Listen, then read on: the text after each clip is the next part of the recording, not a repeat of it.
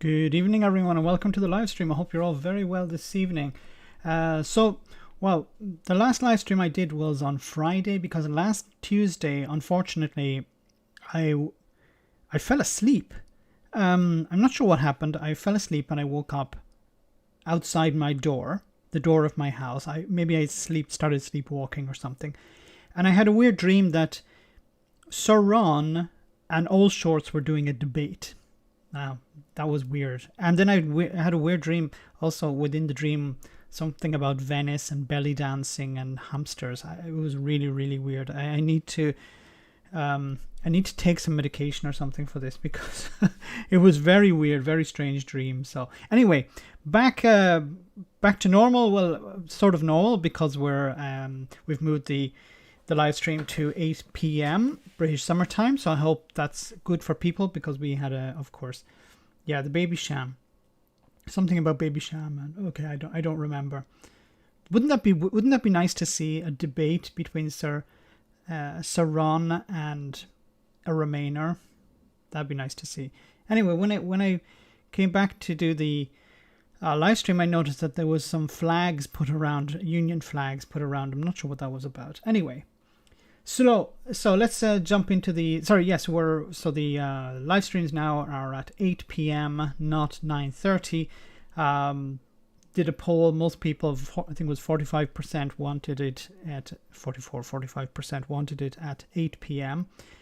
I think it's a good time because most people in Britain are probably just either almost finished their dinner or have completely finished their dinner, I hope, at that stage. So, and I also know that the live streams would finish quite late, and a lot of people have to get up in the morning or whatever. That's not too bad on a Friday, but on a Tuesday, it's a bit of a problem. So hopefully this time is good. I'm going to try and respect it myself. It's quite good for me. So let's see who's on the stream tonight. Let me go to the top. We're up to 166 viewers. Remember, guys, to smash the like button. No doubt some trolls have already smashed the dislike button. We have Arl, great to see you on the stream. We have Eric, great to see you, Eric. The Sauerkraut, great to have you on. We have Killer, great to have you on, Killer. Hope you're well. We also have Jasper, great to see you. Martha, great to see you. Hope you're well. We have who else on the stream? We have FSM is the dog. Great to see you. FSM certainly is the dog. Romaine, great to see you. 13. We also have Maria de Beek, great to see you from the Netherlands. Hey, lots of people from the Netherlands are viewing the channel. That's great news. Who else have we got on? Whatever as well. Timberwolf, great to see you. Daigo, great to see you. Ellie, great to have you on. We also have Nick, great to see you. EL Walkef, great to see you. Mike Purdy, great to have you on once again, Mike. Hope you're well. Tiny Demolition Lover, great to see you. Hope you're well up there in Scotland. We also have the Gron. Isn't that the Gron, the one that was fighting Captain Kirk? Was it? I think it was described as the internet's worst fight ever. Enzo the God, great to see you, Enzo. Hope you're well. We also have Tim, great to see you. Chatty Rat, great to see you. CGM, great to have you on. Hope you're well. A lot of new people, I think, on the stream tonight. Wow, we're up to 193. Smash that like button, guys, as you do. As you pop in, smash it. That's great. Hattie, Alex, and some Daily Blaze. Great to see you. Hope you're well. There are a few people I have to do live streams with. Daily Blaze is one of them. Hoping to do it quite soon. And then I'm thinking also of maybe not having just guests on for live streams, but also doing collaborations in videos, so it's something a bit shorter instead of having to watch the entire live stream. But we'll see how that goes. Okay, so remember, guys, you can support the channel by becoming a Patreon also. If you become a Patreon, you get access to Discord, and after the live stream on Tuesday and Friday, we have our post-stream chat. So we'll talk about the stream, we'll talk about Brexit, we'll talk about whatever you want. And a note to anyone who, who's just jumped on to Discord, feel free to join the post-stream chat. You don't have to talk, you can just listen if you want. We fully respect anyone's choices if they just want to listen, and you don't need to switch on your camera if you want to. Yes, you can also just lurk in the background just to see how things are, and if you want to participate, fully welcome, but there's no obligation. Okay, let's start off, of course, with Brexit, and a lot of things to talk about tonight. We have the EU rejects UK's demand to scrap Northern Ireland Protocol. So yesterday, Maroš Šefčovič was in Northern Ireland, and he was speaking to members of the Unionist community, members of the Nationalist community, political parties there, and he reiterated the point that the protocol is here to stay. We're not going to get rid of it. And if you have problems, it's because of Brexit, not the protocol. Well, let's hear what he had to say, and then I'll read the part of the report. I will not mince my words. The protocol is not the problem. On the contrary, it is the only solution we have. Failing to apply it will not make problems disappear, but simply take away the tools to solve them. I am, of course, acutely aware of how some in the Northern Ireland feel about the protocol, in particular in the Unionist community. We are seeking solutions that work for all, including those opposed to the protocol. Because no matter what your outlook is, we are all in this for a long run. A renegotiation of the protocol, as the UK government is suggesting, would mean instability, uncertainty and unpredictability in Northern Ireland. Bear in mind, it has taken us 5 years to get to this point. The problem is in Northern Ireland, of course, is that there are certain elements like the DUP that want to get rid of the protocol, but they haven't actually provided an alternative. What is the alternative to the protocol? If you want to replace it with what? And remember, as he said here, it took 5 years to come to this stage. Okay, this is what we have. And as I've said before, Brexit is the fire, the Northern Ireland Protocol is the fire extinguisher. So it says here, European Union leaders have stressed that they are not seeking a political victory over the UK as they pushed back sharply against demands that the Northern Ireland Protocol be scrapped. And I said before also how you can't scrap the Northern Ireland Protocol, you have to scrap the withdrawal agreement, because the protocol is part of the withdrawal agreement.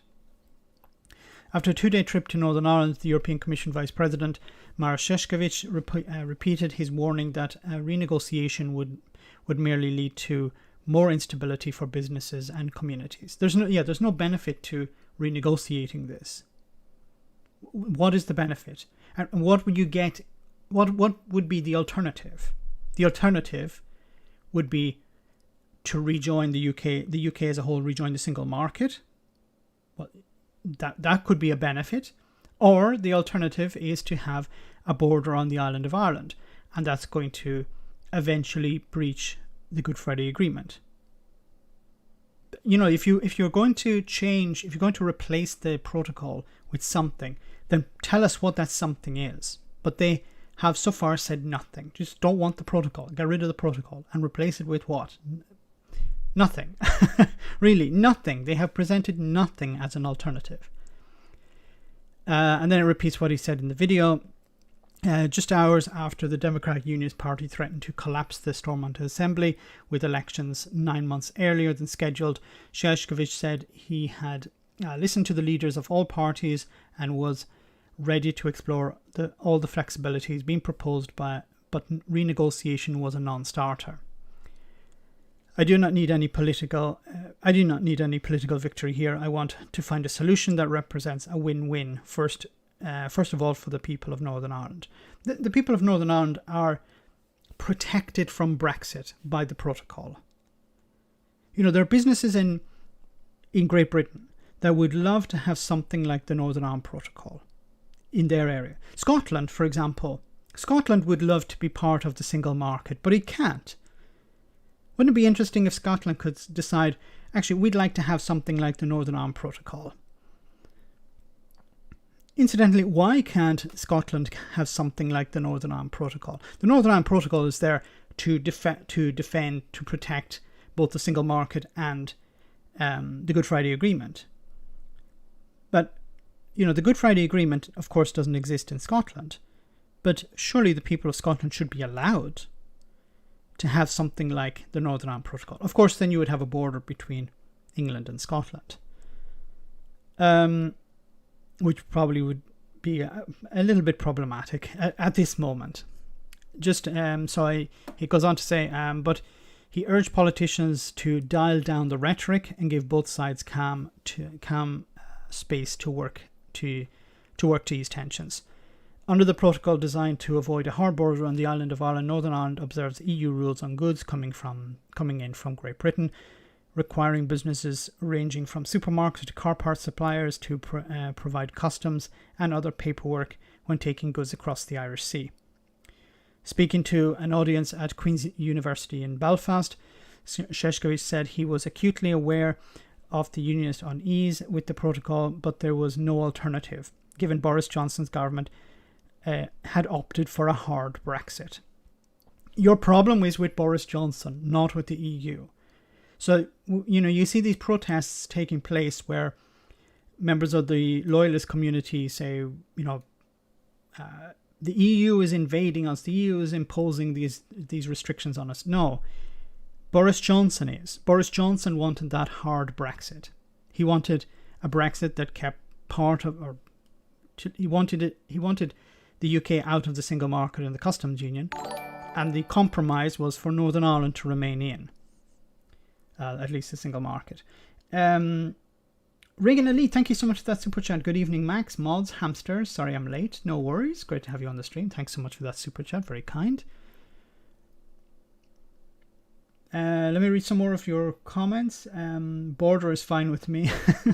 No, I know there are lots of people in Scotland who'd be very happy with the border. Now, of course, the border would be on goods. It wouldn't be on people. So you wouldn't need a passport to cross from Scotland into England or England into Scotland. There would be, for most people, there would be very little disruption. The problem would be for goods crossing over. There would have to be checks taking place on goods between England and Scotland. But shouldn't Scotland have the choice to join the single market and the customs union? UBI. No, it's a bit early in the evening to say UBI. We're still on Brexit, remember. It goes on to say, but the protocol has caused deep unease in the unionist and loyalist communities who think that the checks on goods coming in from Great Britain are an assault on Northern Ireland's place in the UK. They're not checks on people, they're checks on goods. So how is it an impact on Northern Ireland's an assault on Northern Ireland's place in the UK? It's not. They're inventing a problem. But remember, most of these people, like the DUP, not all unionists, but the DUP in particular, campaigned for Brexit, voted for Brexit, and have not turned around and said, actually, we were wrong. Brexit is a disaster. Brexit is a mistake. Let's go back to the way things were. Because, if Great Britain and Northern Ireland had stayed in the single market and the customs union, there would be no protocol because it wouldn't be necessary. But they didn't want that, including the DUP. Šeškovič told reporters that he had met with the DUP leader, Jeffrey Donaldson, a couple of weeks ago and found him to be a very experienced politician. Well, he is, yes, a very experienced politician. He's been in politics, I think, all his life. Term limits would be an interesting thing to bring in. But he said he shared Donaldson's desire to achieve what's best for Northern Ireland. I can assure him that that is my intention as well. I am, of course, acutely aware of how... Okay, and he repeats that point. Look, if you have an alternative, this is what I would say. If I was Šeškovič, which I'm not, and he's a diplomat, which I'm not, when I meet people like this, I would say my first question would be, did you vote for Brexit? And of course, they'd have to say yes. And then I say, okay, now you understand why we're in this mess. And they say, okay, then if you have a problem with the protocol, then what is your alternative to the protocol? And they would stay silent because they have no alternative to the protocol. And then I'd say to them, maybe you should go away and have a long think about why you voted for Brexit and why you don't have an alternative to the protocol, and then we can speak again. Oh, that's a bit loud. Johan, thank you so much for that super chat. The Express had an article. The Express had an article a few days ago saying that the UK won over EU regarding the Northern Ireland Protocol. So, guys, this is soft now. Well, if the Express said it, then it had to be true. You know, the Express.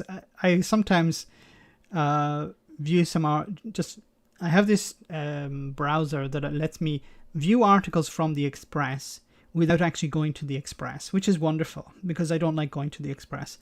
But you can still view the articles from it. And it's, you know, every day it's EU about to collapse, EU member states leaving, Britain wins over the EU, Britain strong and confident, EU weak and collapsing. And then in the next article it'll be EU bullying UK over fishing or something. So it's, you know, you can see how the articles go from the EU is strong and evil to the EU is weak and falling apart, and then back to strong and evil again. An absolute joke of a newspaper. And what else? Something else that they do is they take an article, they write an article, and they publish the article, and then they take some of the comments from people on the article. So on the website, if you go down to the bottom of the page, there are comments from the public, and they take a comment from the public and they rewrite an article based on that comment, and they spin it like Brexiteers angry with someone about this, about EU, or Brexiteers hit back at EU, and then you discover it's just somebody in the comment section saying I hate the EU. And that's how they continually pump out all these articles, because they're not actually, it's not news, it's not even opinion, it's just taking an article and then taking the opinion, well, the comments from the article and creating new articles from that. What sort of journalism is that? So thanks very much for that super chat, Johan. Let's continue. So I want to show you, this is related to Brexit, of course. Bring this up here.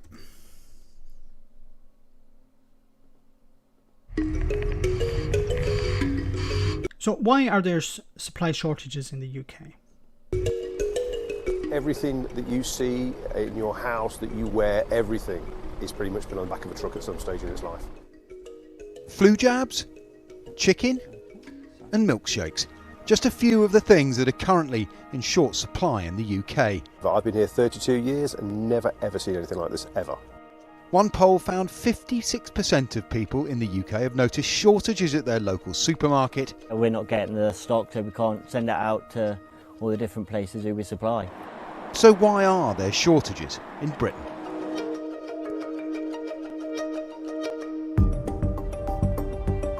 The pandemic has exacerbated a shortage of lorry drivers in the UK. It was an issue before COVID, with many drivers leaving the profession because of the long hours, poor working conditions and pay declining relative to other low-skilled trades. But with EU nationals a significant part of the workforce, it became a big deal when many didn't return, and testing for new UK drivers was put on hold. Very busy. We've got unprecedented demand for drivers at the moment. The industry has always said that there's been a shortage of drivers, but now the supply chain's broken and supermarket shelves are potentially empty for Christmas. Then there's Brexit. Some of the drivers who went home during the pandemic found themselves unable to return to the UK because of new immigration rules. Around 14,000 EU drivers left the UK in the year to June 2020, and according to the industry, only 600 of them had returned a year later. 600. So 14,000 went back during the pandemic, back to the EU, and only 600 returned. Many Brexiteers won't mind that. One argument for leaving the EU was that it would raise the wages and standards of domestic workers. The government, they're really focusing on training up domestic people rather than putting lorry driving on the skills shortage list to get some of these European workers back on a work. The managing director of the National Driving Centre, of course he loves this. This is great business for him because they are now seeing huge demand. It's wonderful. Here is the Brexit benefit for this business. One business. We found a business that's benefited from Brexit in the UK. The National Driving Centre. Or is this the National Driving Centre? Is it a public entity or is it a private? I don't know, but he's saying that this is a benefit of Brexit. Yes, driving schools are going to do quite well out of this. Visa. We're going to train up domestic people. It's great for the UK public. But that will It's not great for the UK public because in the meanwhile, you don't have the drivers. So it takes months to train up these drivers. In a report, in a video I uploaded recently, 56% of drivers pass the test. So those drivers either quit, those trainees quit, or those people quit, or they have to retake the test. So you're going to still see shortages. And of course, if it's more expensive, if you have to pay drivers more, and I'm not against paying drivers more, I think they should be paid a reasonable wage. But if you're paying them more, then somebody else is paying for that. In the case of supermarkets, it's passed on to the consumer. Take time, leaving businesses struggling to meet demand, consumers facing shortages and potentially price rises as a consequence. In time, I think we can fill the gap, but short term, I think we need to maybe relax the visa rules so we can get some of the EU drivers back into the UK. Long term, we'll be fine. We just need to build up to it. We'll be fine. I don't know. Well, perhaps, but there's a reason why there was a reliance on so many foreign drivers, because British people don't want to drive the lorries. It's not just about the money. People say, well, we just pay them more and they'll do. No, a lot of people don't want to do that type of work. They're long hours. It's unsociable. You spend a lot of time away from your friends and family. It's quite dangerous as well. It's dirty work sometimes. And it's not good for your health. Sitting in a cab for hours, every day. It's not good for your health. And of course, the associated impact on your health related to, you don't get regular meals or you eat out of, greasy spoon restaurants or whatever. It's not good for you. And a lot of people are trying to get out of it. They've had enough. 600 drivers a week are leaving the industry.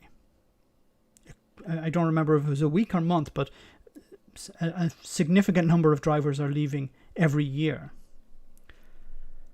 Self-driving trucks is the solution, but not yet. I agree, Monkeytron. It's Tesla cars can't cope with roundabouts. The self-driving trucks will be the solution to a lot of these problems. But the problem is at the moment where it's still the technology is not there. Because the trucks can deal with highway or motorway traffic. It's reasonably good at that. But try and get one of these automated lorries down, down through the city centre or something like that. An absolute nightmare. They're not capable. They're okay if you're moving, freight from one port to another port or from one part of the, you're still for a period of time you're still going to need drivers. Yes, they will be the future. but we're probably talking at least 10 years. And or maybe even before that, but not, it's not going to be solved this year. These problems of Brexit are going to remain for the foreseeable future. But we tend to focus just on heavy goods vehicle drivers. But shortages are affecting all industries where they used to employ foreign workers. Restaurants, meat processing, farms. It's not just drivers. So even if we automate the drivers away, which should be included in a UBI package, of course, but if we are automating away the work of drivers, we're still going to have foreigners doing the other works, the other jobs. Johan, thank you so much for that super chat. Would the Republic of Ireland let Northern Ireland join them after a vote in Northern Ireland? I think it would cost them a lot of money. So about a united Ireland, so I tend to look at it. Johan Sundell, I'm going to speculate. Maybe you're from Germany. I don't know. Maybe I'm misplacing you. But if we look at Germany, for example, East and West Germany, when there was German reunification, it was fully supported by the world generally, and the European Union, or the European community at the time. And as far as I know, the European community pumped a huge amount of money into Germany to help with reunification. Germany spent a huge amount of money building up East Germany, trying to get it to the same level as West Germany, and it's been a success. Now, I think a united Ireland would be on the similar lines. There'd be a huge amount of support around the world, the United States in particular, the European Union as well, and I'm sure that the European Union would be willing to pump billions into a united Ireland to facilitate peace. Now, of course, we're not talking about Northern Ireland as if it's East Germany. It's not. It's completely different. But to facilitate peace, I think there'd be a huge amount of money being pumped in, and there are, yes, economic issues surrounding a united Ireland. It's been estimated that the average person in the Republic of Ireland would take a hit of maybe €1,000 per year or something like that. I don't have the figures in front of me, but I remember reading about it some months ago. So there is a huge cost, but I think the cost would be short term, and I think a lot of the money, a lot of financial support would come from outside. I'm more concerned about the political aspect of it. What is a unionist's role in a united Ireland? Do they feel part of the country? Do they feel welcomed? I think there shouldn't be a problem. In the same way that there are Italians, Brazilians, Germans living in the Republic of Ireland who feel Italian, Brazilian, German, whatever. They wave their flags. They have their holidays. They eat their German sausage or eat their Italian pizza or whatever. And their culture is respected, and nobody wants to deny them that. And I'm sure that the unionists could have the same in a united Ireland. And I think the politicians are against it at the moment, of course, but I could easily see members of the DUP joining, for example, Fine Gael party, or we'd have maybe new parties, I don't know. But there is a home for certain politicians in the Republic of Ireland parties. And there's already been talk of one political party, maybe it was Fine Gael, who are planning to open an office in Belfast. So make of that what you will, of what you wish. Thanks so much for that super chat. Automated trucks are not coming for the next 10-20 years. We are far from it. I don't know if I agree, Donovan. I'm not an expert on this. Maybe you are, but I think we tend to overestimate some technologies and underestimate others. And something could happen where it could speed it up, and it could happen much faster. But I think a lot of the problems are political. They're not so much the technology, but political. So we could actually have the technology ready to go, but governments are always really far behind the curve with legislation. So you could have an completely autonomous truck, but the legislation says no, you need to have a driver. So the technology is there, but the legislation isn't.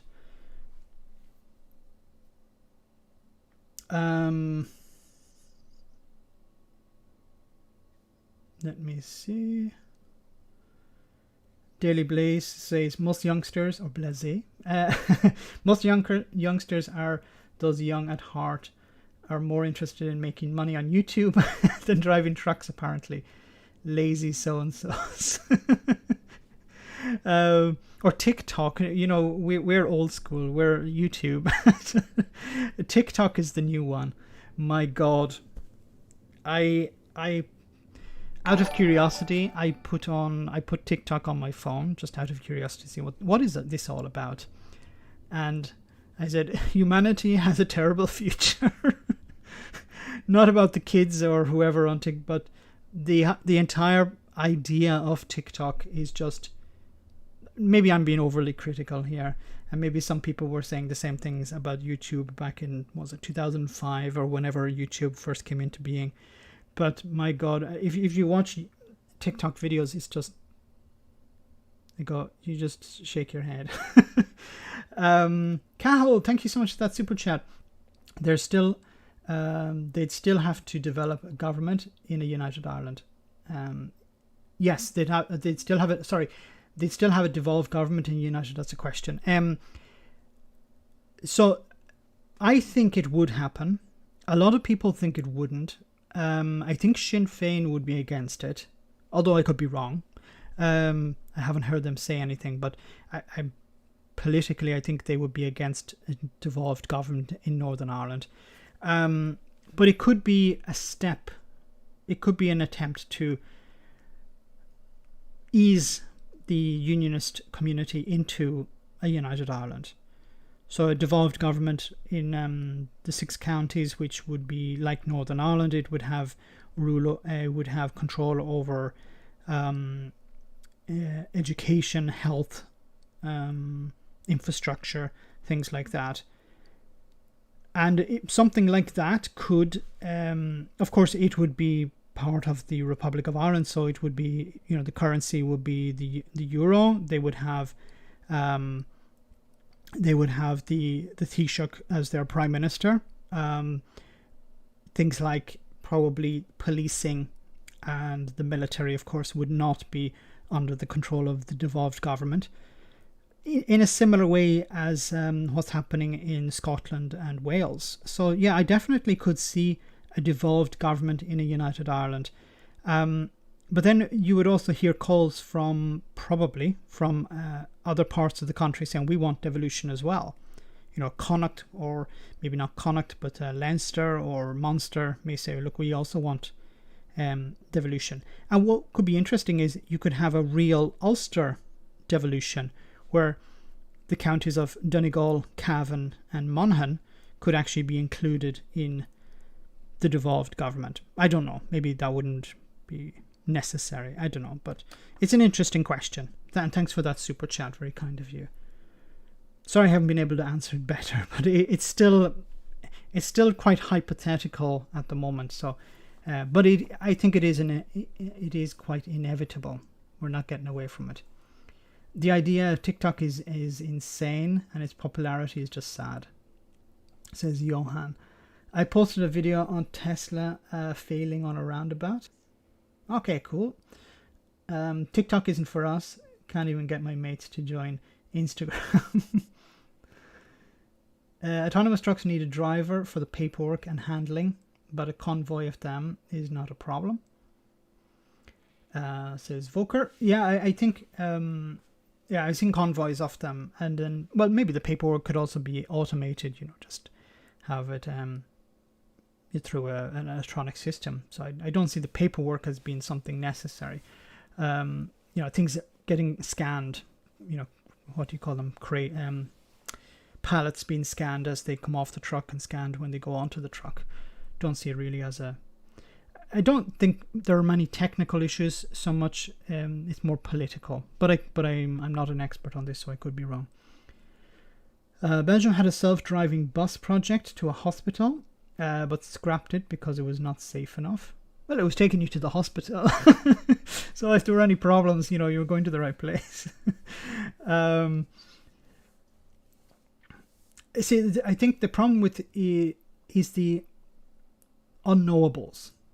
That's the problem for autonomous vehicles, because you've seen stories about how bicycles, they haven't seen bicycles, or a lorry painted a particular color wasn't seen by the camera, by the computer, and these are problems that they eventually get fixed. But there are things that you wouldn't think about. But on the other side, and this is something that pisses me off a little bit about how the media report on these accidents, these Tesla accidents or autonomous car accidents, is how many people have accidents every day in their regular cars. I think something like 100,000 people die on the roads in the United States every year. 100,000. And most of those problems are human. People looking at their phone or being distracted by something, or the weather, losing control. So we tend to overlook there's, people are a big problem. An autonomous vehicle would be much safer. Do they have accidents? Yes. Sometimes the accidents are their fault because the software isn't good enough, or sometimes it's someone else's fault. I've seen stories of how people were crashing into these autonomous vehicles because they were staring at them because they look weird. They have all these scanners and everything, and people were distracted looking at these things and eventually crashed into them or caused an accident. If an AI controls a truck and then there's an accident, who would be to blame? The company that bought the truck, or the company that made the AI, or the company that made the truck? That's a very interesting question, Johan. And there's another deeper philosophical question here. If I'm in an autonomous vehicle, I'll get back to your question in a moment. If I'm in an autonomous vehicle and a child runs out, should the autonomous vehicle prioritize my safety or the child's safety? Or it doesn't have to be a child, a person on the street. So who should be prioritized? Who gets to decide who is prioritized? That's an interesting question, and I don't think we have any answers to it yet. And then, what is the criteria? I brought up the example of a child. What if it's an older person? What if it's a person? What if it's a politician? No. But what if it's a group of people and I'm on my own? And there's a risk that I'm going to kill 10 or 15 people, while if it was just me being sacrificed by the autonomous vehicle. So and then, as you said, if it has an accident, who is responsible? Who pays? So I think that's not such a difficult question. I think it's more about I think this is something that could be covered by an insurance policy. So the software, if you've discovered it's a software problem, then the software company would be liable, but they would have insurance for that. Or if the vehicle itself was faulty, mechanical problem, for example, the one who owned the vehicle is responsible. I think that's how it would work. So you'd have an insurance policy that would cover, problems of software or mechanical problems. I hope I answered that question. The person on the street should get prioritized. Because they're not protected. They don't have the protection of the vehicle. Open the pod bay doors. How? Autonomous, as I did, you only say something funny. Let me read. It's an easy problem. The one with the most expensive phone plan is the one that gets saved. If it's Nigel Farage, exactly. Do you get to override the AI saying, I'm going to protect the person on the street? Spinning vinyls, that's an oversimplification of what I said. I didn't see it. Max is saying that because people have accidents, it should be better to have robots driving cars. Have you understand that right? No, I'm saying that it's actually, for example, aircraft. Aircraft are much safer now because computers do a lot of the flying. I think autonomous vehicles would be much safer than people. The autonomous vehicles don't get drunk. They don't get distracted by their phone. They don't get, rubberneck. They don't do all these different things. We do. We drive when we're tired. We drive when we're angry. We're extremely, we speed. We drive too slowly. We drive too fast. We drive dangerously. And these are all things that, an autonomous vehicle would not do. It would be programmed out or wouldn't be programmed in. So they would be safer. And I think we'll get to a stage where, they would be so high quality that have almost no accidents. The problems would be caused by us, people stepping out onto the road or running across the road or jumping or something. I don't know, but it will not be the vehicle itself. It will be the human. The more you can take humans out of a process, the better it seems to get. Infrastructure has to be adapted to the fact that humans make mistakes. Exactly. Yeah, guardrails, for example, traffic lights. These things would not exist if you had autonomous vehicles. They're not necessary.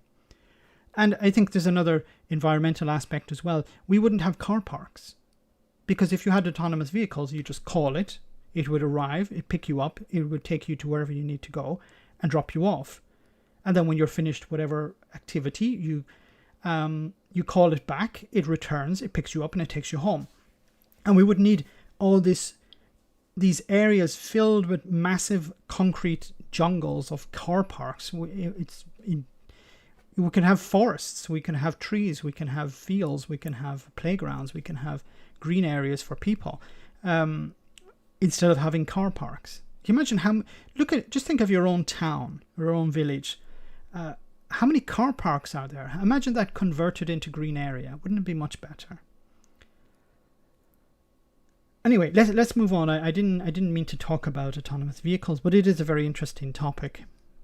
This is related to a story that I covered yesterday, I think it was, or maybe it was today, on the channel.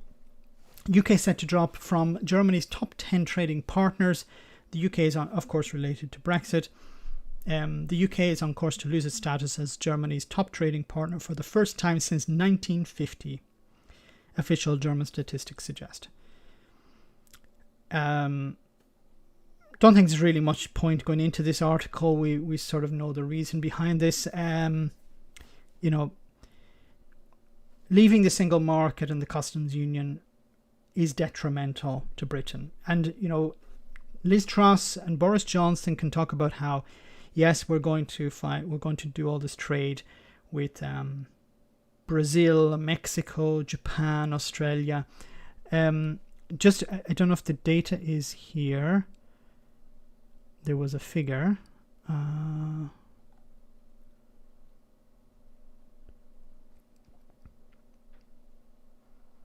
No, it doesn't give the exact figure, but I think it's something like 18 billion euros lost.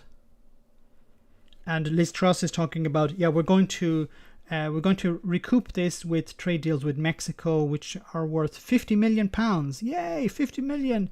Okay, it's not great, but it's better than nothing. Yeah, 50 million. Well, if we have one of these every year. No, it's for 5 years. What? It's 50 million over 5 years. Okay, so it's 10 million. Yes, about probably the amount that Boris Johnson spent on flags or something like that. No, not 10 million. It was maybe not so much. But I don't know. There wasn't the Brexit coin when they spent to make this Brexit coin, it cost something like £20 million or £10 million. You know, if they didn't have the Brexit coin, it's the same. The value of the Brexit coin is about the same as a trade deal with Mexico. Okay.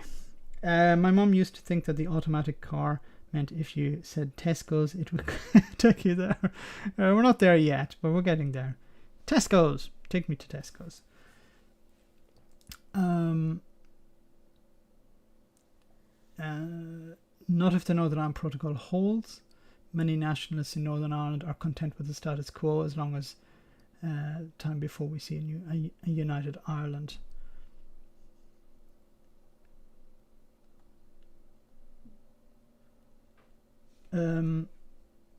I would only send in drivers' vehicles on a closed loops, like in a Jurassic Park movie. Yeah, definitely. You know, we can have trains which are autonomous. Philippe, great to see you on the stream. Hope you're well.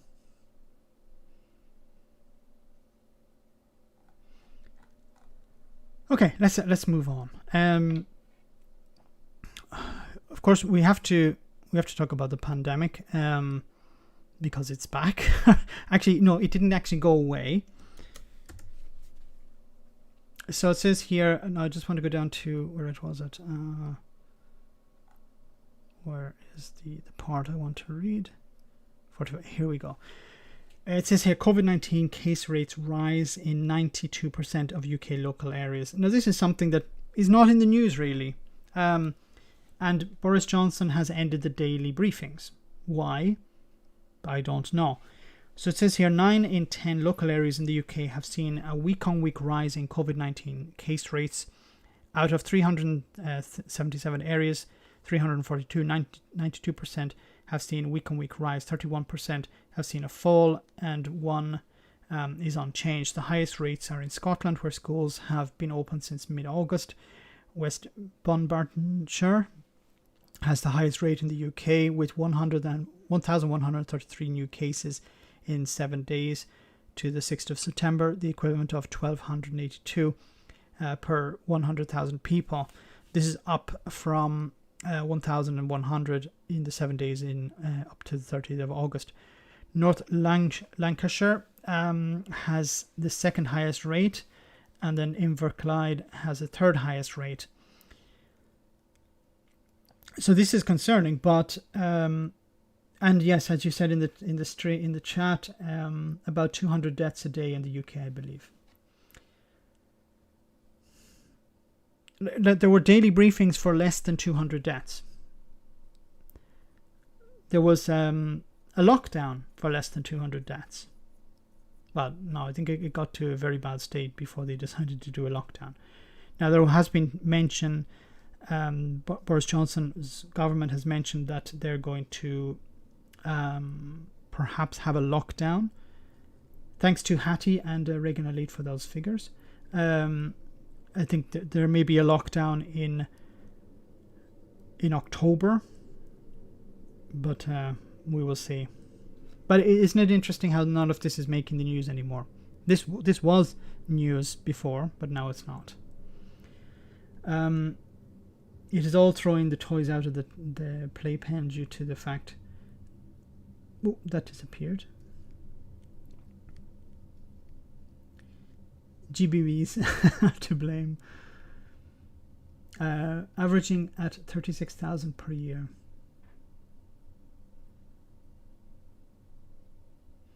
I blame Neil Oliver for coughing on everyone. I hate that guy. I really hate that guy. This, you know, I don't give a crap type of person. We are a proud plague island. So guys, we're about halfway through the stream, so I'm going to do, as always, we'll have a little funny moment, and we'll get back to the serious stuff in 2 jiffies. So enjoy this video, and I'll see you again in a moment for some more news on, well, the pandemic. Keir Starmer. No, not this one. Whoops, I chose the wrong video. No, it's Keir Starmer all right, but it's not. Error. Good evening and welcome. So an autonomous software would not make that mistake. Good evening and welcome to Really, Really Hard Talk. My guest this evening is the new leader of the Labour Party, Sir Keir Starmer. May I call you Sir Keir? Well, I'm not Jeremy Corbyn. Yes, Sir Keir. So, some members of the Labour Party were dismayed by the fact that the first thing you did when you became leader is sack many of the more left-leaning members of the shadow cabinet. Why was that? Well, I'm not Jeremy Corbyn. True. You're more of an establishment figure, aren't you? Some might say Blair-like. Well, I'm not Jeremy Corbyn. OK. Do you think you'll be viewed more favourably by Middle England and more traditional Labour-centric areas, such as the North and Scotland? Well, I'm not Jeremy Corbyn. Right. So, in conclusion, why do you think people will vote for you come the next general election? Let me guess. Well, I'm not Jeremy Corbyn. Sir Keir, thank you for your lack of anything, really. Well, I'm not Jeremy Corbyn. Okay. So, he's not Jeremy Corbyn, but it does seem to be increasing in the polls, it seems. Now, Johnson avoiding mass rebellion over tax rise, but anger is growing. And we've seen polling how, the Tories are down somewhat. Labour have taken the lead in one poll, which is interesting. But remember, polling is not the be-all and end-all. And it's looking at percentages, you need to look at seats, because you need a swing. You need a massive swing to the Labour Party if they are to get rid of the Conservatives. Anyway, it says here, for months Boris Johnson's plan to deliver on a pledge to solve the social care crisis was shrouded in secrecy. Names were added one by one to a list held by the cabinet secretary of those thought to be in the developed parts of the policy. And so that in the event of a leak inquiry, he knew, in the words of one insider, who to pin against the wall. Even the day before the announcement, many cabinet ministers were still in the dark. The key architects, the Prime Minister, the Chancellor Rishi Sunak, the Health Secretary Sajid Javid, had been frantically negotiating a final settlement over the weekend that was just ambitious enough for their nervous colleagues to swallow. But when the big reveal was made on Tuesday, a hike in national insurance raising £12 billion a year and taking the tax burden to its highest ever level, the feared masses rebellion melted away. The discussions around the cabinet were wide-ranging, with some dissent expressed, cabinet sources admitted, but in the main, sceptical senior members of the government held their tongue, partly due to the dangled threat of an imminent reshuffle. Yes, so what you do is before you release your policy, you threaten a reshuffle, and then these ministers will keep their mouths shut. But despite all the lack of resignations, the anger among Conservative MPs, whose affection their leader craves, is growing, and a looming danger for Johnson will only be compounded by the series of tricky issues over the coming weeks, including vaccine passports, cutting universal credit £20 uplift, and extending emergency powers granted under the Coronavirus Act. The Prime Minister moved one notch further down in quite a lot of people's estimates, a frontbenchers conceded. He won't get unlimited chances. He's going to try and make me eat shit for a number of things, having just made me eat shit for national insurance contributions, and I'll probably let him off, but it won't be forgotten. Look, is this going to really damage Boris Johnson? I don't know. I don't look. I thought Boris Johnson would have been kicked out during the pandemic, the way he handled it. Then when we arrived at about 130,000 deaths, or over 100,000, I thought that was it. Boris Johnson has to go, but he didn't. The shortages caused by Brexit. There's been no call for him to resign. Couldn't the opposition call for him to resign over this? Create the perception that he has to go. over this, over the disaster from Brexit, the number of dead, and also the idea that he's broken an election manifesto pledge. How can he do that? That's what people voted for.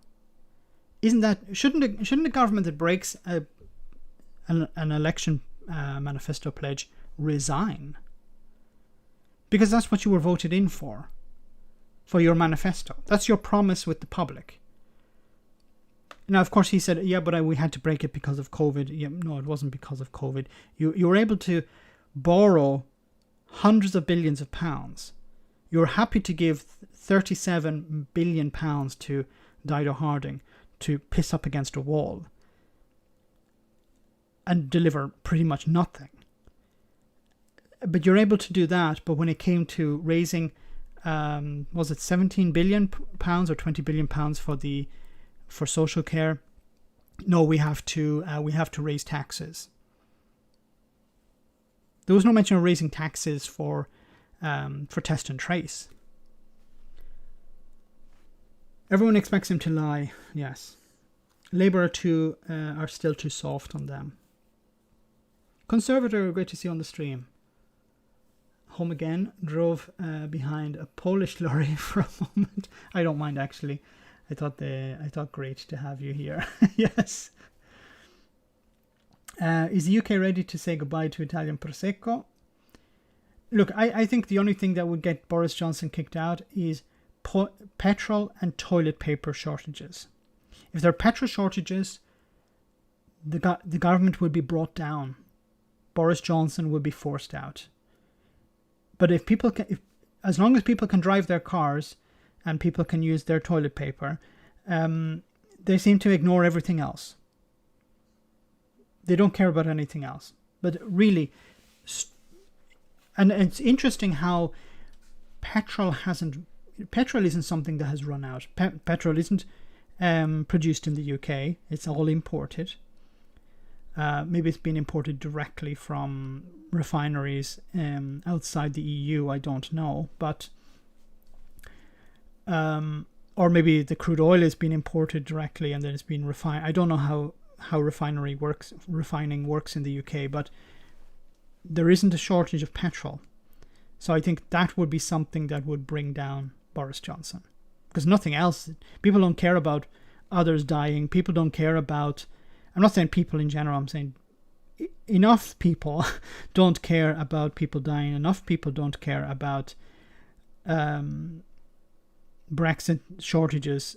But I think maybe if they went to the petrol station and found, sorry, we're empty, and these people can't go to work, they can't use their cars, they would be on the phone to their local Tory MP saying, get this sorted, or we're going to march on your we're going to march we're not going to drive there, we're going to march on your constituency office until you do something about it. Grangemouth is a refinery. Okay. No cars is wonderful to a cyclist. Has the introduction checks on the 1st of October been put back? Yes, they have, it seems, Cahill. You know, this is something wonderful about Brexiteers, is that when I'm talking about Boris Johnson and the government in this sense, during the transition period, they were like, we can't get out of this transition period fast enough. And now that they're outside the transition period, they keep kicking the can of the grace periods down the road. So, like, at what stage has Brexit happened? Because I would imagine Brexit has happened when all the grace periods have finished. So, in a sense, Brexiteers don't want Brexit to end. Maybe I should do a video on that. I think it'd be quite popular. Brexiteers don't want Brexit to end. That's why they keep kicking the can down the road. You know, and the European Union were saying to them, look, do you want to extend the grace periods? Maybe it'd be a good idea to extend the grace periods. The transition period during the pandemic. And Boris Johnson and the Brexit, no, we want our Brexit done. This wouldn't be getting Brexit done. We'd be stuck inside the EU. We'd be stuck under their thumb. And now they're asking the EU, well, they're extending these grace periods, which in a sense is an aspect of Brexit, an aspect of leaving the European Union. Okay. Hi Max, love the channel. Thank you. Thank you, Wild Birds, Irish Birds on a fridge. I love these names. Are you magnets or are you real birds? Pooping on the floor now. Fuel shortages will cover up the heavy goods vehicle driver shortages. Probably. Okay, so I brought in the Starmer video, but I want to just focus on this win that Boris Johnson got in Parliament.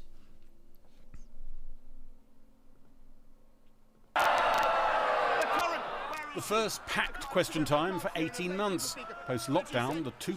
And another thing, no masks on the left, I don't know if you can see my mouse, and masks on the right.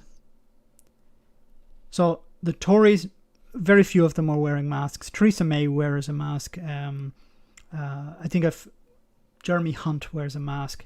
But you could count the number of Tories on one hand that wear a mask in the House of Commons. The rest of them do not. They're just like Republicans in the United States. They don't take this crisis seriously. Yeah, there's a pandemic. Yeah, but it doesn't affect us. It's not really our business. It's for the plebs, you know. Political tribes now, the masked and the unmasked. Boris Johnson's giant tax grab yesterday has thrown other traditional policy distinctions into confusion. They're going to vote against plans to fix the backlogs and fix social care. Vote Labour, Mr. Speaker. Wait longer. Now they're telling millions of working people that they must cough up more tax. Yeah. Isn't this the same old Tory party, always putting their rich mates and donors before working people? Analysis from the Resolution Foundation shows Boris Johnson's £14 billion in tax rises is bigger than anything announced in any budget since 19... Oh my God, isn't he just pathetic? Why does he do these things? I love social care. He's like a child. You know what he reminds me of? He reminds me of these spoilt children that are put in these situations. He looks like a spoilt child. You know, everyone around him. Oh, he's doing his best. Look, he's painted a mug. Yay, let's all give him a clap. It's pathetic. 1975. So these are the budgets since 1975. Yes. And the tax take. Yes. And that's what happened yesterday. Yes.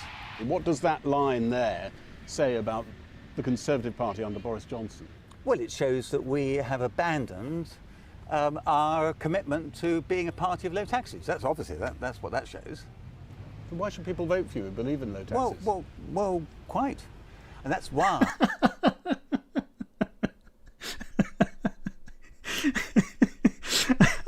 I love this guy, the way he's like, quite. It's like, yeah, sure. No mental gymnastics here, no attempt to wriggle out of it, no attempt to say, yes, but this is for the people, and these tax rises demonstrate how much we care about. It's like, yeah, sure. Oh my God. Unfortunately, we haven't got the general election just around the corner, and that's why a number of us are voting against the government in the hope that more of our colleagues will have the guts, frankly, to realise that if they don't oppose these enormous tax increases, then the Conservative Party is finished. It's the Conservative Party that always has been and is and always will be a tax-cutting party. Tax cuts. Lower taxes. Lower taxes. The fight for lower taxes will go on. Many Tory MPs worry Boris Johnson has trashed that mantra, but only a few were ready to rebel against the Prime Minister's tax hike tonight. If you create an NHS tax, you have an NHS tax forever. It will never go down. It can only go up. No party is ever going to stand at an election saying, I've got a good idea. Vote for me, I'll cut the NHS tax. We all know that eventually, as a socialist, you run out of other people's money. And I have to say, I'm sorry, Minister. As a socialist, you run out of other people's money. What the hell is he talking about? Obviously, Steve Baker, Brexit hard man Steve Baker doesn't understand socialism either. I'm not going to be able to vote with you tonight because some of us are going to have to be seen to be standing for another path. How many of your colleagues, do you think, if I lash them to a polygraph, actually agree with you, even if they're voting with the government tonight? Oh, I think almost all of them do. Doesn't it tell us the Conservative Party is... I love this guy. He's just so frank. He's like, the opposite of a politician. He's a politician, obviously, but he's like, yeah, I'm just going to tell you the truth. It's not, but it's real truth. It's not Boris Johnson fake, honesty or fake, him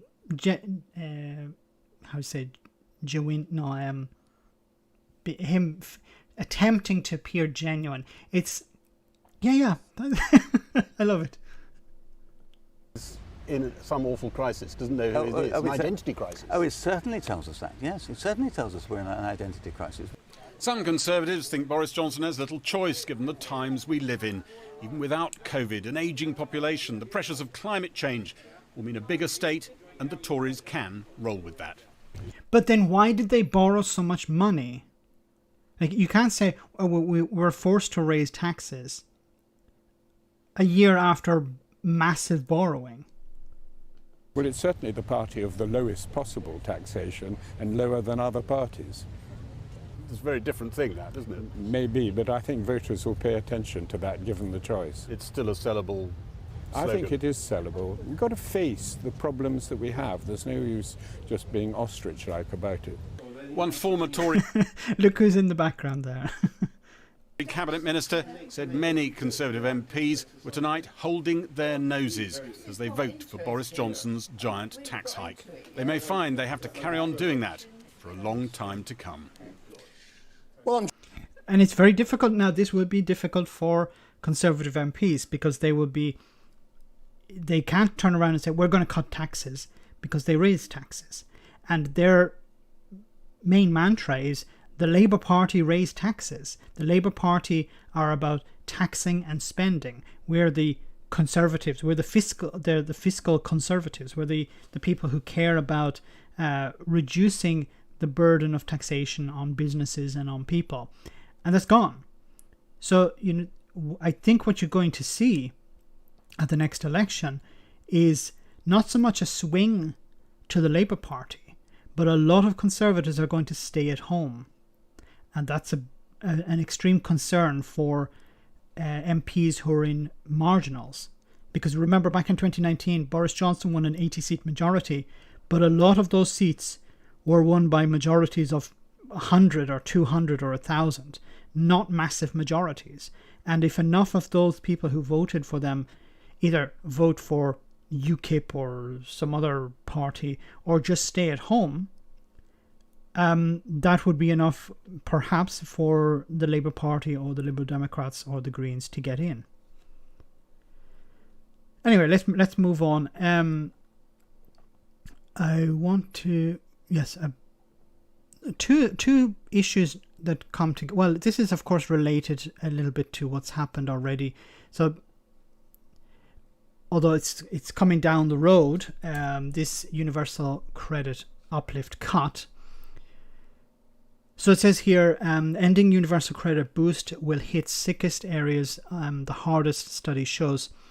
So scrapping the £1,000 a year boost to universal credit next month will trigger mental illness and poorer health for thousands of people and hit the sickest areas of the UK hardest, a new research suggests.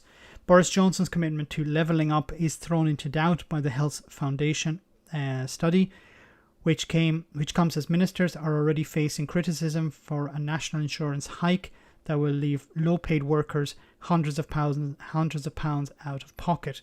The ditching of the universal credit uplift 19 months after it was brought in amid the pandemic will be significantly worse for the poorest households. The analysis comes as a government minister conceded that there has been no formal impact assessment of the dropping of the £20 a week universal credit increase, because it represents a return to business as normal, business as usual. So there's been no impact assessment. Just like Brexit, there was no impact assessment.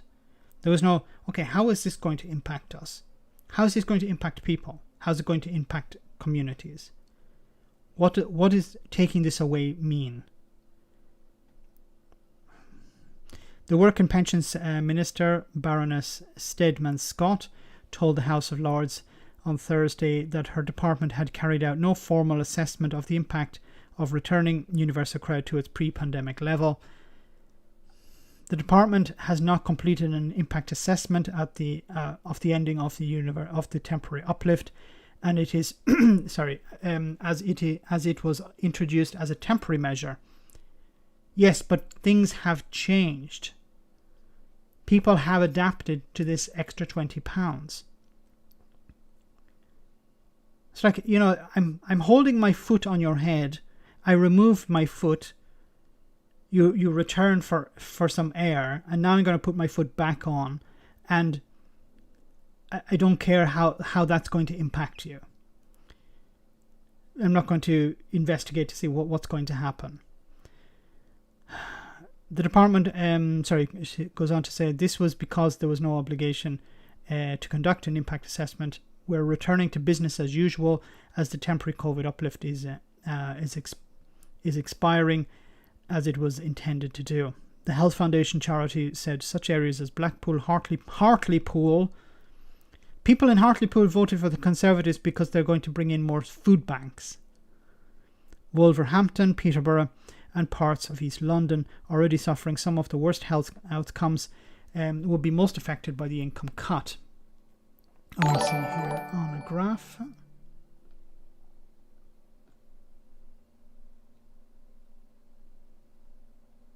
I heard a notification, but I didn't see the notification. I think somebody sent a super chat, but I don't see it yet in the chat. 7 out of 10 UK councils worst affected by universal credit cut have health life expectancy below 60. This is insane. In a developed nation, life expectancy below 60.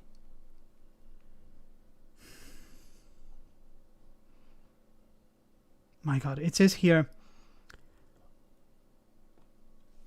over 12 months, the average loss of benefits would be £283 per head in Blackpool, where the healthy life expectancy is 55.2 years. I'm not that far off that myself, and I'm pretty sure there are people on the stream who are maybe 50 to 55, 56 years old or more. It goes on to say, it's said that the removal of such a vital chunk of income would contribute to rising mental ill health,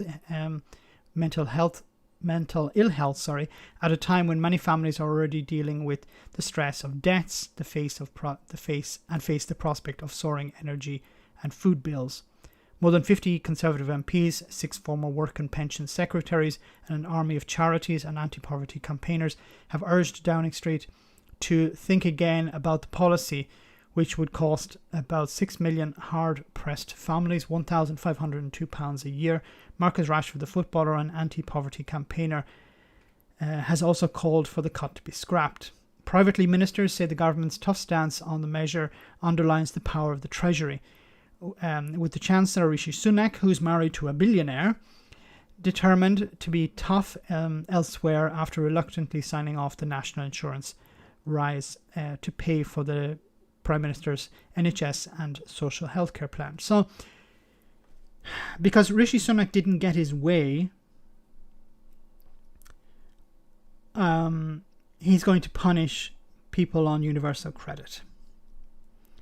There's widespread nervousness among Tory backbenchers that the universal credit cut will be unpopular among constituents. Oh, really? You think it might be a bit unpopular? Already struggling with the cost of living crisis, especially but not exclusively in red wall areas in the north of England and the Midlands, which have higher than average rates of universal credit take-up. This should be something that the Labour Party are banging on about. They should be going to meeting with the public and saying, we will return the uplift. They're taking it away. We'll make it permanent. Boris Johnson and his Tories are taking it away, are making you poorer. We're going to bring it back. We're going to double it. Wouldn't people come out and vote for that? Irrespective of whether it's Jeremy Corbyn or Boris or Keir Starmer or whoever's in charge. They said, I'm going to return this benefit that was taken from you. Now, I know you probably voted for the Conservatives to get Brexit done. You're tired of Brexit. You voted for Boris. You liked the way that he ruffled his hair. Well, now you're poorer because of him. I'm not asking you to vote for me because you like me. I'm asking you to vote for me because I'm going to restore this uplift and make it bigger. Surely that could be something that the Labour Party could be pressing. And pointing their finger at the MPs who voted with the government on this. Who aren't stopping it. We're going to go into the heart of a storm now. It will be over by the end of winter. Hold on tight.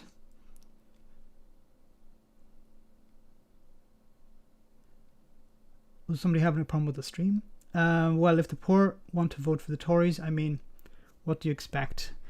I struggle to understand why people, and we've seen videos before on the live stream, I've done videos as well of people in maybe Hartlepool saying, yeah, I'm going to vote for Boris because Boris is the man who cares about me.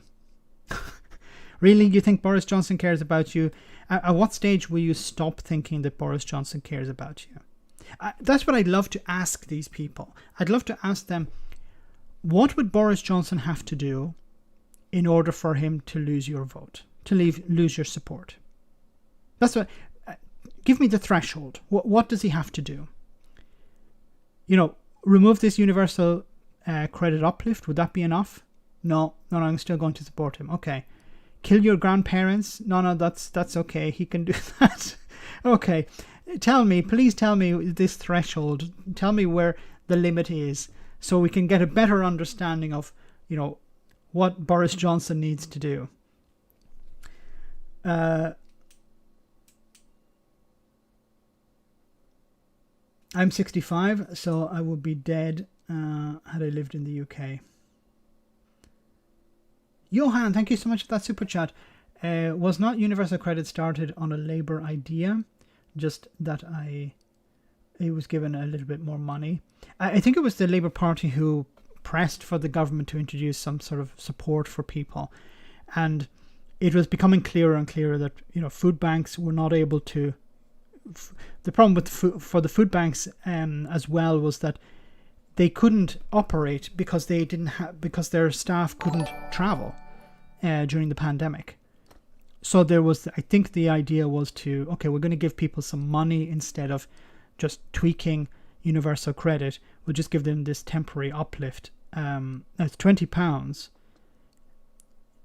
For a Tory MP, it's, you know, they'd spend that on a snack, on a dessert, probably. not in the Parliament restaurant, but in one of the restaurants they take their spouse to. Probably they spend £20 on a dessert. Okay, this is the type, you know, they go to the Gordon Ramsay restaurant if he has still a few of them about. But for people living on universal credit, it can be the difference of paying bills and not paying bills. Being poor is very expensive because you have to, if you want to pay bills, for example, many people have to go to loan sharks. They take out a loan of £100 to help them get by until the next month, and then that £100 turns into £500 or even £1,000. We've seen how, and you know, if you're middle class or if you're rich, you don't need to go to a loan shark. You don't need to borrow money to pay bills. You have everything that you need. Now, of course, the middle class is shrinking, but it's very expensive to be poor. It sounds ironic, but it's true. You know, electric meters, for example. when most people receive an electricity bill, but a lot of people don't have that privilege. They have an electric meter in their apartment, in their flat.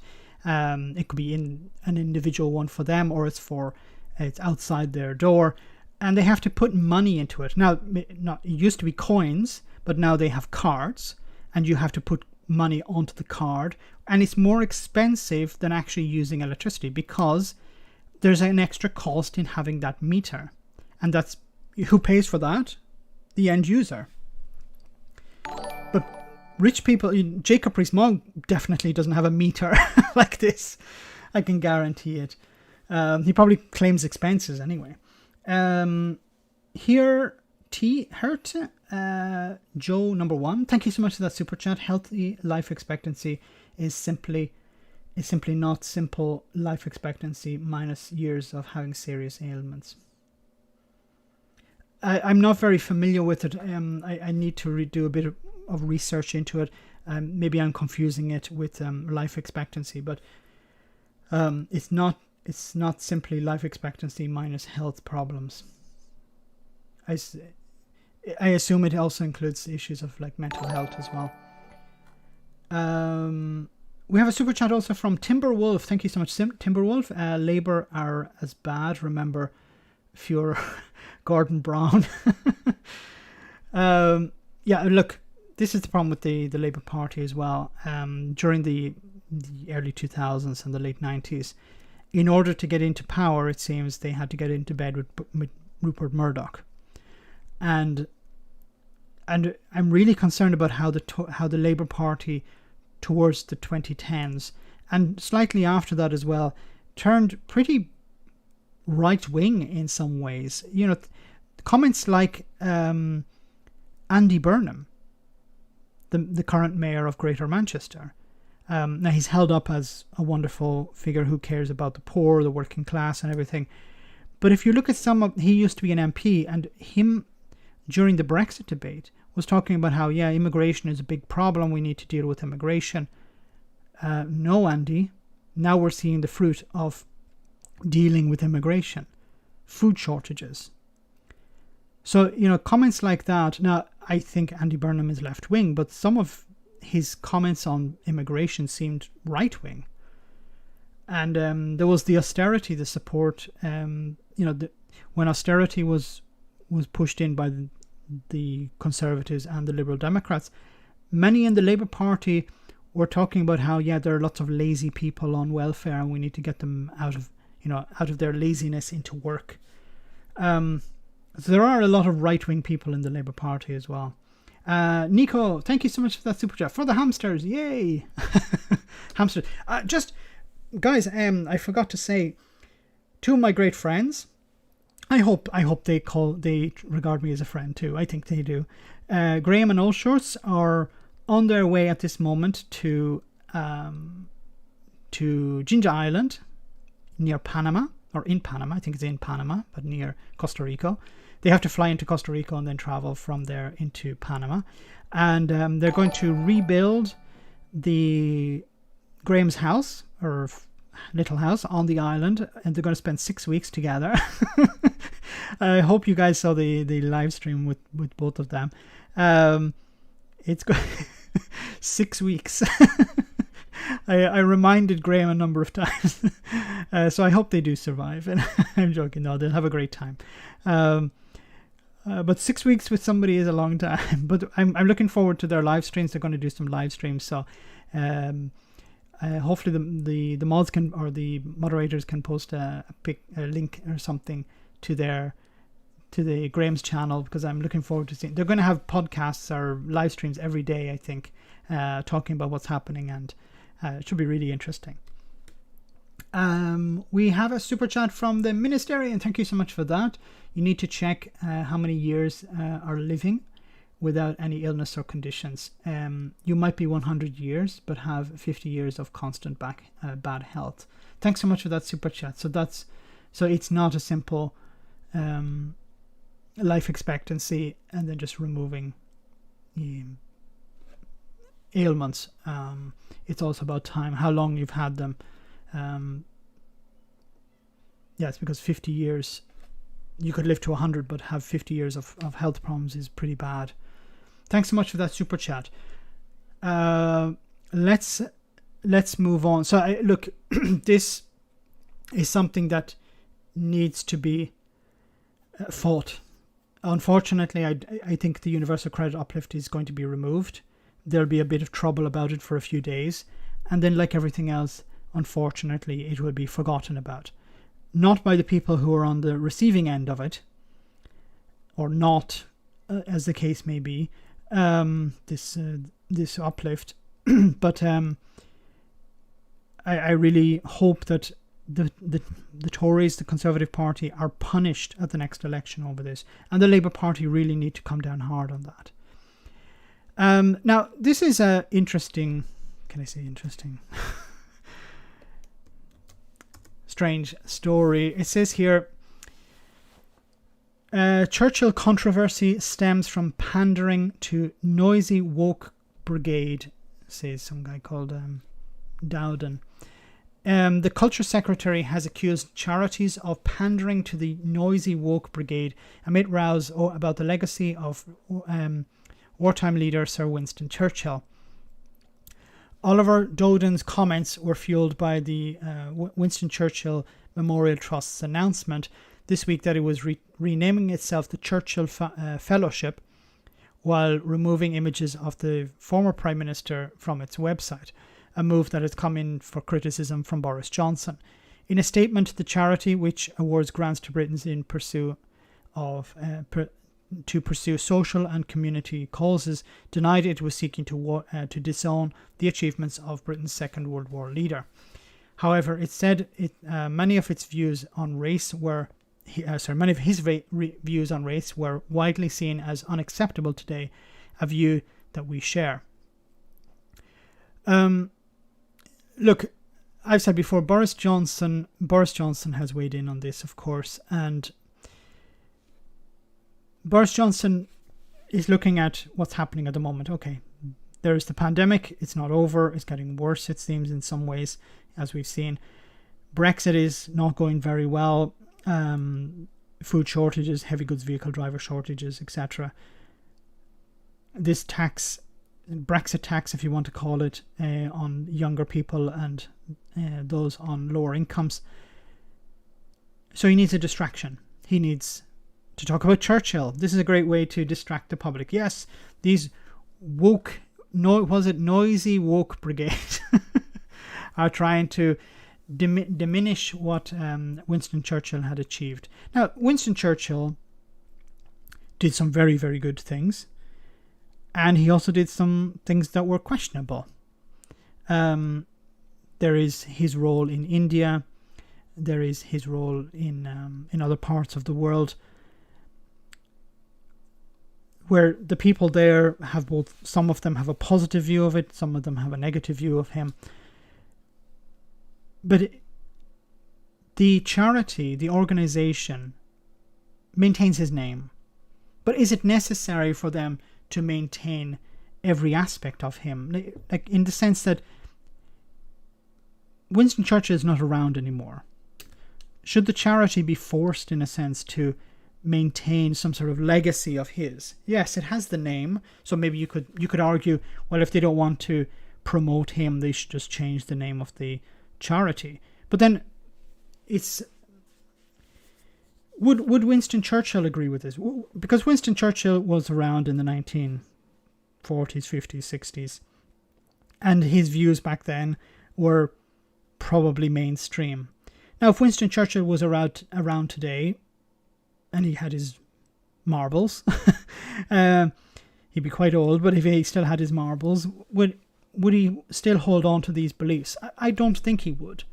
I think he would say, look, what I said in the past was probably wrong. It's wrong for us today to look at that. And I think the charity is trying to do the same. But maybe I'm wrong here. Brexit tax, Keir Starmer should take note. Yes, look, but then Keir Starmer is afraid to touch Brexit. Churchill was a Tory, hated by many. My dad is Indian. He says Churchill was a butcher.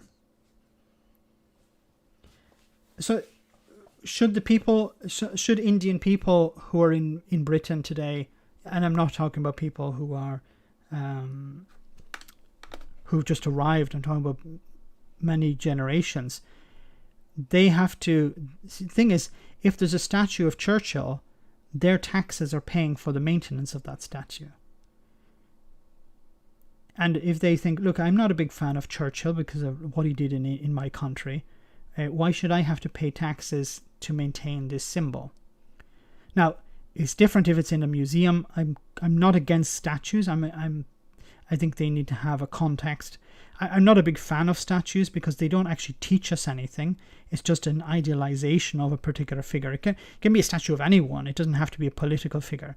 But I'm not a huge fan of statues because they don't teach us anything. Books teach us. Information teaches us. Statues don't. They idealize particular figures. Hedgehog Legs, great to see you on the stream. So I think Boris Johnson is using this as a distraction. He understands, there's this culture war. Maybe I can try and use some of that as ammunition against the Labour Party, of course, because they want to tear down all these statues. But Winston Churchill is no longer around. The charity is part of his legacy. They should be free to do what they want. I don't think they should be forced, in a sense, to maintain his image on their website, because they're doing things that are beyond Winston Churchill. I'm sure they have a section in their offices which explains the history of Winston Churchill, but it's not about promoting Winston Churchill anymore. It's about doing, as it said in the article, about social issues, providing support for young people. I had a quick look at the charity yesterday, and they do a lot of wonderful things for people in the UK. But it's not about promoting Churchill, it's about doing things that help ordinary people. So shouldn't the ordinary people be in the front and centre, not so much Churchill? Churchill is the name, basically. It's not so much about Churchill anymore. You can get luck and see statues when on holiday and someone gives you some history. That wouldn't happen if his statue wasn't there. That's a good point, Monkeytron. Although you'd normally get that in a museum. We're not ready to remove his statue, and it would be a big mistake to do so now. No, I'm not talking about removing statues, but I just think the statues, I'm not a fan of statues. I just think they don't really teach us anything. They just tell us this guy was good because there's a statue of him. But how many statues are there around of people we don't know? We don't know who they are. Who is this guy sitting on a horse in the center of town? It'd be good to actually know who this person was, what they'd done, the good and the bad. But generally, there isn't enough space on the plinth to provide all this information, and then information would sometimes gets updated. That's why we have the internet, or we have websites or books even. But statues they're not. I don't see them as a good learning tool. But I'm not talking about tearing them down. But I do think they have a place which is probably better. It's better to have them in a museum, as opposed to the public square. But then I'm not a dictator. I'm not going to tell people what to do. I know where you're coming from, Max. That's good to hear, Reagan Elite. No, because I think we're on the same wavelength. But I'm not the type that says I don't truly believe in tearing them down for the sake of tearing them down. I think statues, if they provide a fence, like the ones in the United States where they have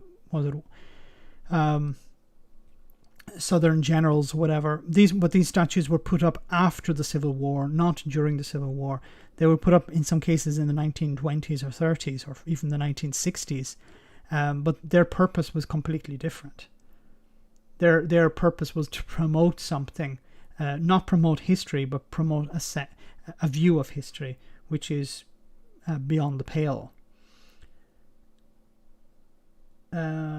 There we go. Yeah, at least they removed the one of in Texas of General Lee, finally. Statues should be depictions, never actually people.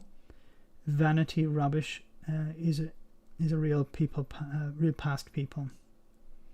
Is real past people, yes. Misdirected energy. Anyway, let's move on. We're almost near the end of the stream. There was... where is it?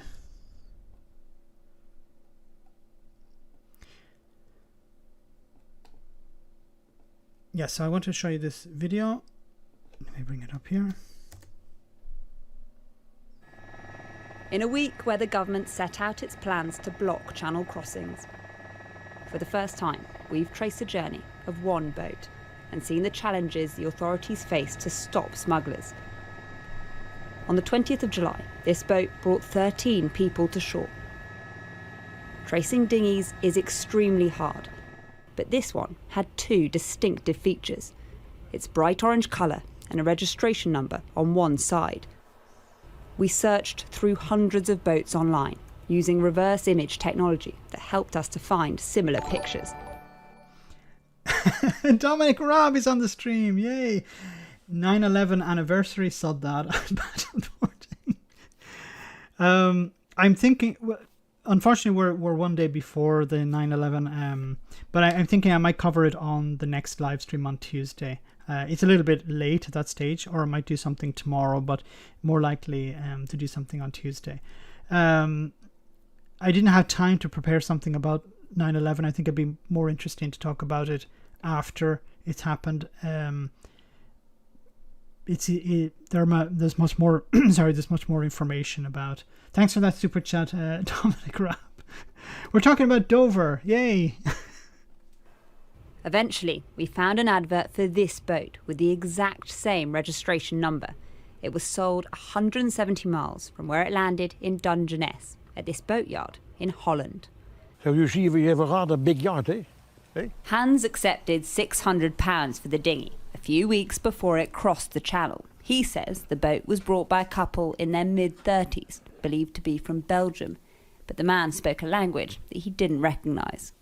It is strange. It is very strange if you see your boat which you sold a couple of weeks ago, and that you see him with 13 people. Then you say, okay, once again, terrible. And I'm counting 13 people. It is rather much. Hans didn't want to give us the names of the buyers. He's afraid of the repercussions. And you are looking for a boat? It is the third time in 2 years that boats Hans once owned were linked to immigration crimes. Here in 2019, he sold a boat to men he believes were Syrian. He helped them load it onto a van before they left without paying. Despite the CCTV released by Dutch police, they never caught the perpetrators. Poor guy was running after the boat. It's a lot less joined up than it was when I was there, but everybody's got their own problems. It's priorities that's the issue. What we need is the Europeans to all work together on this, but I don't know whether that's likely to happen or not. Why? Why would the Europeans work together to help Britain, who decided we don't want to be part of this union anymore? This doesn't make any... I'm not blaming this guy. I don't know if he's a Brexiteer or not, but wasn't that part of leaving the European Union? We don't want to be part of any sort of cooperation anymore. We don't want to cooperate with Europe. We don't want to be taking, directions from them. It's a bit much to ask Europe, can you work together to stop these people from coming into our country? The response from these European countries would be why should we bother? How does it benefit us? When we're in a union, you can work with other countries to form a pact and say, okay, let's put pressure on these ones, or let's put pressure on those. Let's work together. But there's no benefit to these countries now. You have no power over them. Reminds me of, you have no power here, Gandalf the Grey. Hedgehog Legs, thank you so much for that super chat. Yay! Very kind of you. Thanks so much. The buyers of the boat that we found in Kent gave an address in Antwerp. nearly a 2-hour drive from the boatyard, which is another 2.5 hours from the area south of Calais where boats often launch to cross the channel. This is the exact spot in Dungeness where the boat arrived. 13 migrants were on board and they're likely to all have paid about £3,000 each to be taken across the channel. And remember, there we have it, £3,000 to cross the channel. Now, why are they paying, and I wish somebody would ask this question, why are they paying £3,000 to cross the channel? Why don't they find some alternative route? No, they can't, because there are no alternative routes. So look, just think about it for a moment. If you have a boat and people are going to pay you £3,000 each to cross, you know, there were how many people? 12, 13 people on that boat. Let's say 10 people. £3,000 each. £30,000. That boat, I don't know how much it cost, probably £1,000 maybe, or £500. I have no idea, but I'm sure it doesn't cost £30,000. That boat, you buy it cheap. In some cases, it was stolen. It's a huge business. Now, how do you get rid of the business? You allow people another way. This is simple, but why is the government not allowing people another way? Because then they couldn't use this as a weapon to convince the public to be angry about something. This is about convincing the public you need to be angry. Angry with these people, angry with immigration. And who's going to provide you a conduit for that anger? The Conservative Party, or UKIP, or the Brexit Party, or the BNP, or whoever. These are the ones who are going to listen to your anger, going to feed the anger, of course, as well, because angry people will turn out and vote. Non-angry people will not. So if people are angry enough, they'll come out and vote for you. If you're the one who's saying, I'm going to be tough on this immigration. And it works. Priti Patel will pretend to care about this issue, but she doesn't care about this issue. She understands that this is going to turn people out to vote. Because if you really did care about immigration, care about asylum, then you would provide channels for people to access it. Easy access. Very simple access. So that you could process more people and then deport people if necessary. If people come into the country and they claim asylum and their asylum claim is processed, and at the end of it says, look, I'm sorry, you haven't reached the criteria, you have to go, then those people are deported. But if you don't allow people a channel to get in, they'll find another way in. It's not rocket science. It's frustrating because the news reports are talking. They did a report here from Sky News, and I generally respect Sky News, but this is really a waste of time because the people traffickers are not really the problem. The problem is the policy. And you can apply this to, for example, drugs as well. You legalize the drugs and you take away the business of the drug dealers or the cartels. They're making lots of money because the operation is illegal. You legalize it and they lose money overnight. Their businesses disappear.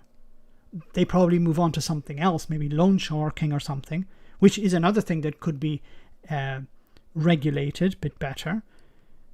But it's not rocket science, it's both science. Well said, Chris. The problem for the UK is labour shortage. Why not just put them to work? Maybe because some of them don't have the skills, but then you could train them up. But the people are coming not to steal, they're not coming to live off welfare, they're coming because they generally want to work, they want a better life. Of course there are those who are coming, because their life is threatened, but I think a huge number of people are coming for a better life.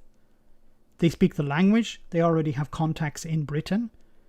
If you don't speak French and you have no contacts in France, then there's no incentive for you to stay there. But But if you have friends, family in England or in Wales or in Scotland or Northern Ireland, and you have contacts there and you speak English, then it makes more sense for you to go there, because you know that it's going to be much easier for you to find a job, to settle, to live. Just makes it's simple. And I really wish politicians, especially those in the Conservative Party, were challenged on this from time to time, which they're not. So guys, we're about at the end of the live stream for tonight. I hope it was interesting. I hope this was a good time. I know it's quite late now for many people, but I hope this time from 8 p.m. to what time is it now in the UK? 9:45. I hope this is a good time for most people. So before we finish, I just want to show you one more video. This is about Brexit. Yay! Before we finish, one for the road, a comedy video. So before we see it, I want to say a massive thank you to everyone who came on the stream tonight. I want to say a huge thank you to everyone who sent a super chat, greatly appreciated. Everyone who smashed the like button. We're a bit short on the numbers on the stream and the likes, but that normally happens. And of course, a huge thank you to the moderators for doing such a great job. I sound a bit strange today because maybe you've noticed I was a little bit under the weather earlier on today, but I'm a lot better now. So before enough of my blabbing, let's see the comedy video. So I understand you've moved from a different practice? Yeah, I didn't really get on with the doctor there. Okay, so what seems to be the problem? Well, my arm is hurting quite a lot. Yeah, it does look pretty bad. Looking at your notes, I can see your previous doctor ordered an X-ray. Not this again. Sorry? I hope you're not going to be as annoying as the previous guy. Can you maybe explain what happened there? Fine. Look, basically, I told him I was going to be taking up free soloing. Free... rock climbing without ropes. Right. Because all the ropes were just getting in the way and holding me back and stopping me from being the best rock climber that I can be. Okay. And he said it was a bad idea and I might get hurt. And I said it was my free choice and he was just scaremongering. Okay. And then, during my first climb, I did experience a brief, uncontrolled perpendicular descent. You fell off. Potato, potato. And coincidentally, from around that time, I have experienced some pain in my arm. Yeah, I can see from the X-ray that it's broken, probably from the fall. You don't know that. It might be something else. Such as? Poison? I don't really understand the problem. You made a mistake and you got injured. It's not the end of the world. I didn't make a mistake. I made a choice. Are you saying I shouldn't have freedom of choice? Are you saying I'm an idiot? Of course not. I just can't really help you get better until we agree on a diagnosis. Right, well, then I'll just live with it. I don't use this arm very much anyway. Are you sure? It does look very painful. I'll be fine. Actually, while I've got you, have you had your vaccination yet? What, inject me with chemicals? I think I'll just rely on my natural immunity, thank you very much. Ow! Love it. Really good. Perfect analogy of Brexit. So guys, once again, thanks to everyone who came on the stream tonight. Thanks for smashing the like button. Thanks to the moderators for doing a great job. And thanks to everyone for sending a super chat. Greatly appreciated. So I'll see you all next Tuesday. Same new bat time at 8 o'clock British Summer Time, 9 o'clock European Central Time, and other o'clock wherever you are in the world. I don't know. So I'll see you on Tuesday. Have a great weekend. And as Boris Johnson always says, stay alert. Good night, guys. See you soon. Take care.